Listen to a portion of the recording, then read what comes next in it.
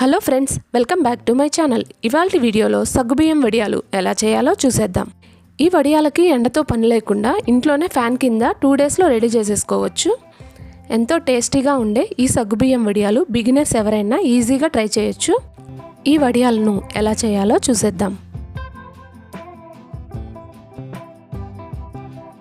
ముందుగా 1 కప్పు సగ్గుబియ్యం తీసుకోవాలి. ఇక్కడ నేను 125 ml దాకా తీసుకున్నాను. సగ్గుబియ్యాన్ని ఒక మిక్సీ జార్లో వేసుకొని సగ్గుబియ్యం రవ్వ కన్సిస్టెన్సీ వచ్చేంత వరకు గ్రైండ్ చేసుకోవాలి. ఇక్కడ చూపించే విధంగా గ్రైండ్ చేసుకుంటే సరిపోతుంది. సగ్గుబియ్యం పౌడర్లోకి ఒక 2 కప్పుల వాటర్ని పోసుకొని 10 నిమిషాలు నానబెట్టుకోవాలి. మెజర్మెంట్ ప్రకారం 1 కప్పు సగ్గుబియ్యానికి 8 కప్పుల వాటర్ సరిపోతుంది.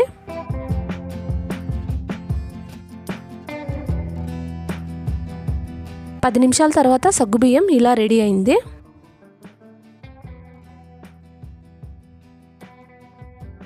కుక్కర్లోకి 6 కప్పుల వాటర్ని పోసుకొని మనం ముందుగా రెడీ చేసుకున్న సగ్గుబియ్యాన్ని వేసి బాగా కలిపేసుకొని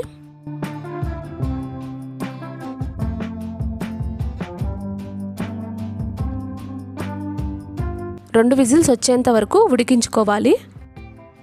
సగ్గుబియ్యం కుక్కర్లో అడుగంటకుండా ఎంతో త్వరగా ఎక్కువ టైం పట్టకుండా ఇలా రెడీ చేసేసుకోవచ్చు. చూసారుగా, పిండి ఈ కన్సిస్టెన్సీలో రెడీ అయింది. పిండి ఒకసారి బాగా కలుపుకొని ఇప్పుడు అందులోకి 1 స్పూన్ జీలకర్ర, పచ్చిమిర్చి తరుగు, కొత్తిమీర, రుచికి సరిపడా ఉప్పు వేసుకొని బాగా కలుపుకోవాలి. ఇవన్నీ మనం లాస్ట్లో వేసి బాగా కలుపుకోవాలి. ముందుగా వేసినట్లయితే వడియాలు రంగు మారిపోతాయి.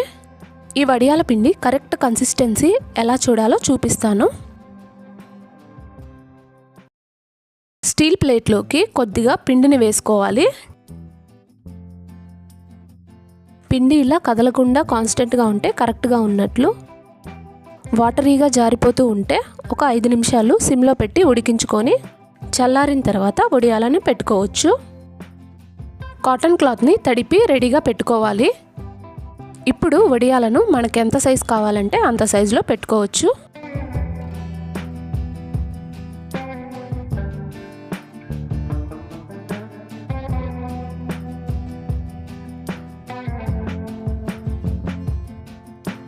చూసారు కదా, ఈ వడియాలన్నీ ఫ్యాన్ కింద పెట్టాను.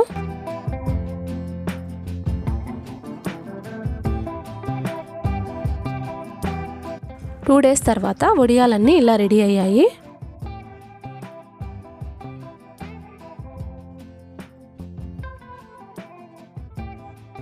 క్లాత్ని కొంచెం తడిపి వడియాలన్నీ తీసేసుకోవచ్చు. ఇలా మిగిలిన వడియాలన్నీ తీసేసుకోవాలి. ఈ వడియాలని ఒక 2-3 గంటలు ఫ్యాన్ కింద ఆరబెట్టుకుంటే సరిపోతుంది.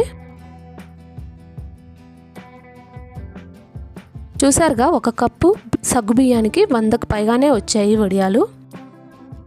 ఈ వడియాలని చేసుకోవడానికి ఎండతో పనేమీ లేదు. అపార్ట్మెంట్స్లో ఉండేవాళ్ళు ఈజీగా ఇలా ట్రై చేయొచ్చు. ఈ రెసిపీ మీకు నచ్చినట్లయితే మీరు ట్రై చేయండి. శ్రీనివాస్ నెస్ని ఎవరైనా కొత్తగా చూస్తున్నట్లయితే ప్లీజ్ లైక్ చేసి, షేర్ చేసి, సబ్స్క్రైబ్ చేసుకోండి. Thank you for watching.